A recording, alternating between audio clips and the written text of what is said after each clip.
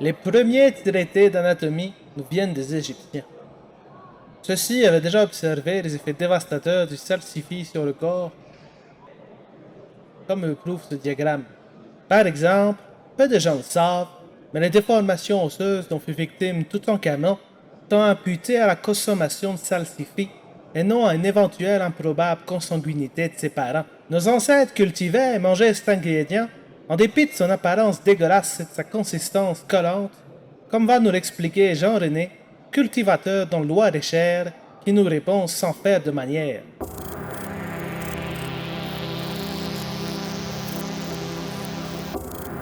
Le salsifis, quand vous l'épluchez, il sort un lait quand vous le coupez. Regardez, on va pas le voir comme ça. Et c'est pratiquement de la colle.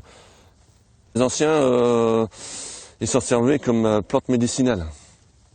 Aujourd'hui, les docteurs ont bien sûr avancé sur la recherche et savent, Dieu merci pour nous, précisément les effets de cette saloperie d'hostile calice de marde sur notre organisme.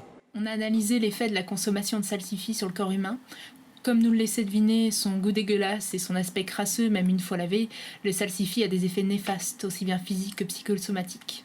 À la suite des conclusions, j'ai créé une animation 3D où vous pouvez voir un cerveau sous l'effet de l'emprise du salsifis.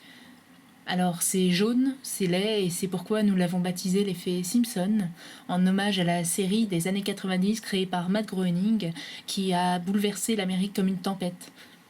Pas les nouvelles saisons.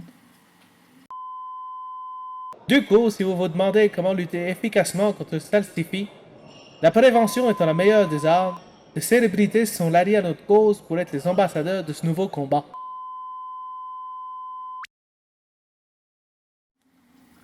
Alors, je rejoins la cause anti-salsifis parce que pour moi, il n'y a pas de plus grand combat. Le 21e siècle sera sans salsifis ou il ne sera pas tout simplement. Je voulais dire qu'il avait détruit beaucoup de vies partout dans le monde et que mettons fin au salsifis maintenant. Now. Alors, moi, le salsifis, c'est vraiment un traumatisme. C'est... Ouais, quelque part, ça a ruiné mon enfance, ma vie. Je pense qu'il faut vraiment arrêter avec ça. Voilà.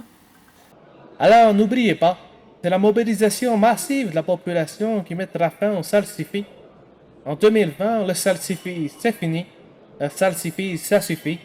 C'était mon TED Talk. Merci, au revoir.